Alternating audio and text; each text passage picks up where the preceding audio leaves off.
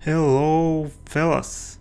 Last time we were upgrading the gearbase of our B-26 Invader. We added some details, painted and weathered the entire area. Now it is time to turn our attention towards the landing gear. Once again we are going to add details, paint and do the weathering. So let's dive right into it. After quite some cleanup, we can add a few out-of-the-box details. And don't get me wrong, it is not bad at all as it is, but such is the nature of this build. So now let's start adding details. First I'm going to create a bracket that sits right above the torque links and is a junction between the hard brake lines and the brake hoses that go past the oleo towards the wheel hub. It started life as a square rod section which I drilled a few holes to accommodate those brake lines. Next up, after squishing some 0.2mm soldering wire, I'm going to wrap it around the gear leg and the bracket we just did. I am applying a very small amounts of CA glue, wrapping the strap little by little around the details.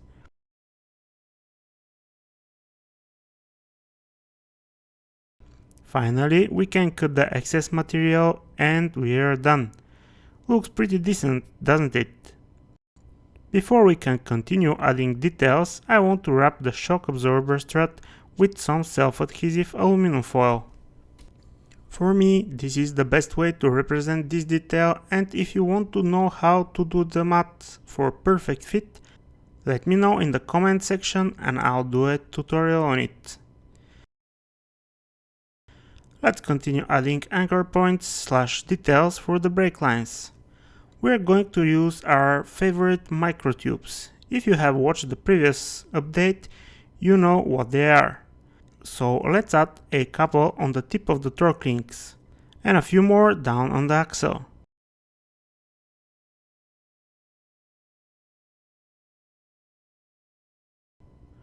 Now we have all that we need to install the brake hoses. For them I'm going to use stretch sprue, but this material needs a lot of care, because it is very easy to bend or kink in the wrong way, and if it is already glued, that's not good. I threaded the sprue through the tubes on the tip of the torque links, cut off the excess and then super glued it inside the tubes on the axle. After some tests, I removed the excess on the other side and glued that end in the holes of the junction box. And this is how all the drilling and tube gluing pays out with dividends.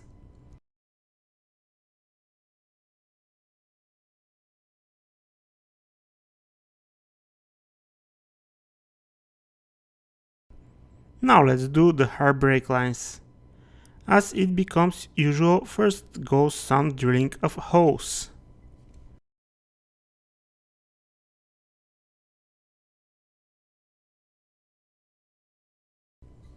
For the brake lines I'm going to use thin copper wire as it is easy to manipulate and bend to the desired shape. I'm starting to glue from the junction, making my way towards the other end, gluing and bending the wire, modeling it around the details. The routing should be done in such a way that it will look plausible and will not interfere with details it has no business doing so.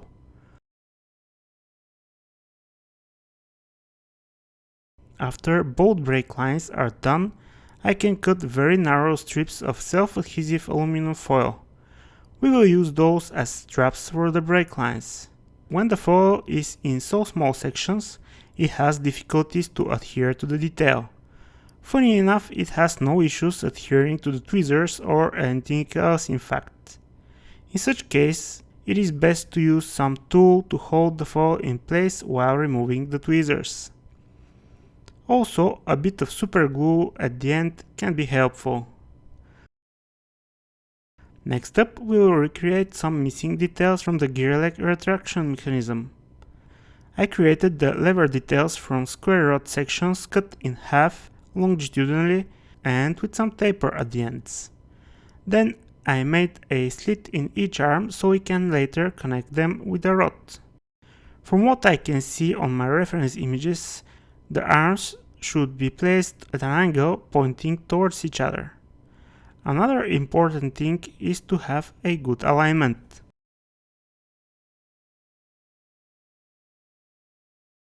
The rod itself is from cable tie wire and it's quite rigid. I squished both ends of the rod using pliers so I can fit them inside the slits we made earlier. And it looks pretty nice in my opinion. The last lever will connect the gear leg with one of the bay doors via another rod. But that I'm going to install much later in the build, right when we do the final assembly.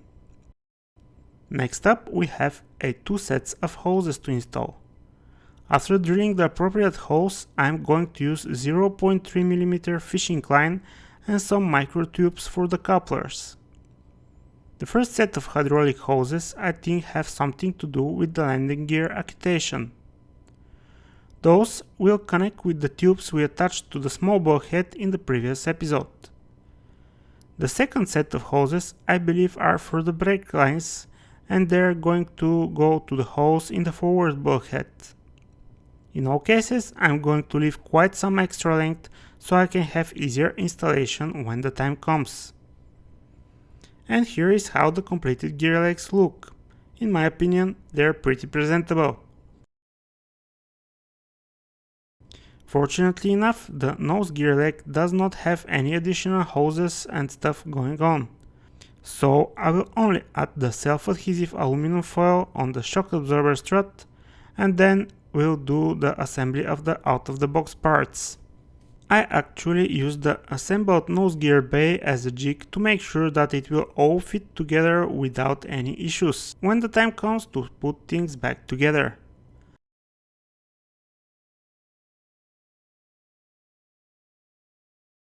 Now that we have all those details ready, it is time to start painting. To no one's surprise, first comes a layer of black surface primer. This time it was quite a workout as so many angles had to be covered. I'm going to use aftermarket wheels for this build.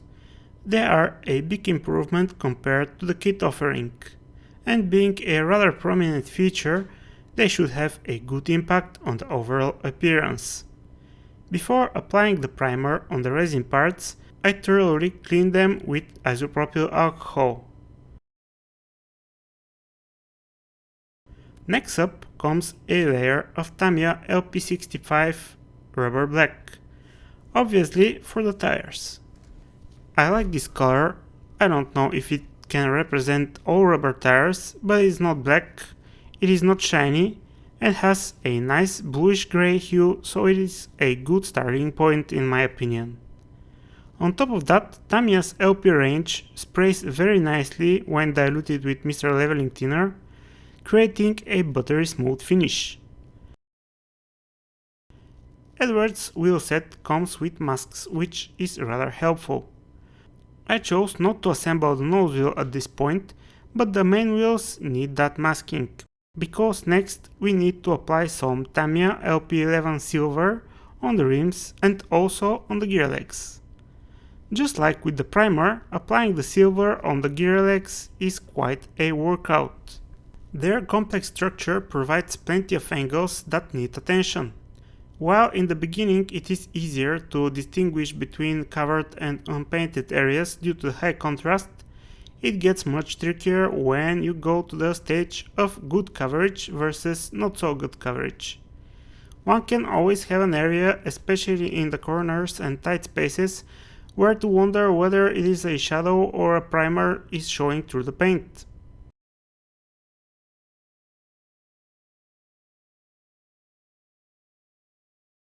Now that the main colors are applied, let's do some detail painting. And it is not going to be too much here.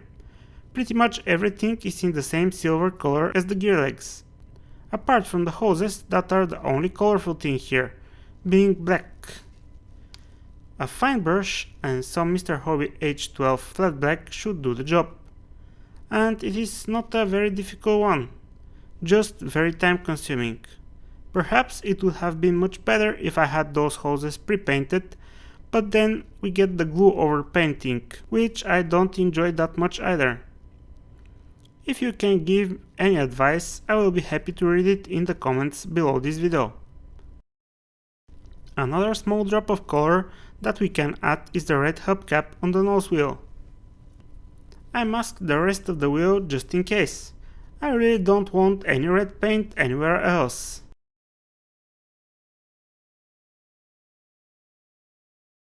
Now that everything is painted, we can start the weathering.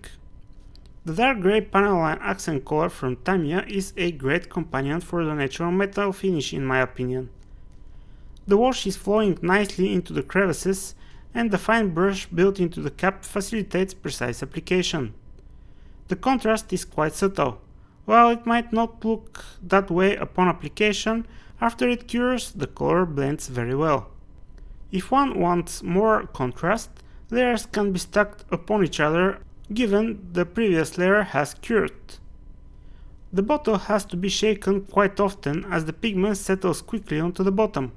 Also, the strong solvent smell is a good indicator that a respirator is very much needed when we use this product. All in all, a very good product if you use it for what it is, an accent color.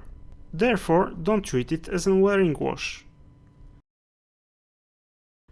To make the tires look more realistic, I will employ buff color once again in this build. This time I will use the oil brusher version. Starting with a dry brush over the diamond thread pattern, I am going after an appearance of a dirty but not muddy tire. According to the reference images I have, the airfield was concrete, and my guess is that the airplanes did not spend time on the bare soil. Around the rim lip, I also want to add some dusty tones. Allegedly, the dust that accumulates in the joint between the rim and the tire gets spread outwards due to the centrifugal forces when the wheels start rotating. And this is the effect I'm trying to recreate here. How realistic this effect is a tough question because there are as many wearing patterns as there are wheels. So for me it is enough that I like the outcome and it does not look outrageous. Next up comes another dust application, this time on the gear legs. I'm going to apply Tamiya Buff highly diluted with Mr. Rapid Thinner. The areas I am applying the dust are all around the wheel and are in a position that makes sense for dust accumulation with the source being the wheel. Or at least that's the way I see things. After the airbrush dusting, I am going to apply Tamiya's brown accent color, where we have something to outline in the dusted areas. Same I did around the rim lip and the inner wheel details, where the rim connects to the gear leg. On application, this color, like the dark grey, is quite strong, but as it dries it settles down nicely. I'm a little bit concerned that it looks a bit like rust, especially on pictures, but in person it is not bad at all. The idea behind this color is to bring some warmer, earthly tones to the picture. Now I'm going to assemble the nose wheel. The fit is far from great, to be honest. There is quite a gap all around and centering the rim is entirely up to the user. The shock absorber strut looks quite clean. We are going to change that using some Starship base sludge on the top and the bottom end. I feathered the oil paint with a brush and then reinstated the shine of the strut, removing the excess paint using a Q-tip. While we may do some touch-ups here and there after the installation in the gear base, the landing gear is pretty much done. Next time we are going to deal with the armament of this aircraft, so if you want to stay updated, consider subscribing and turning your notifications on. Also, help me out hitting the like button so YouTube can recommend this video to more people. As always, thank you for watching and until next time, Happy modeling, fellas!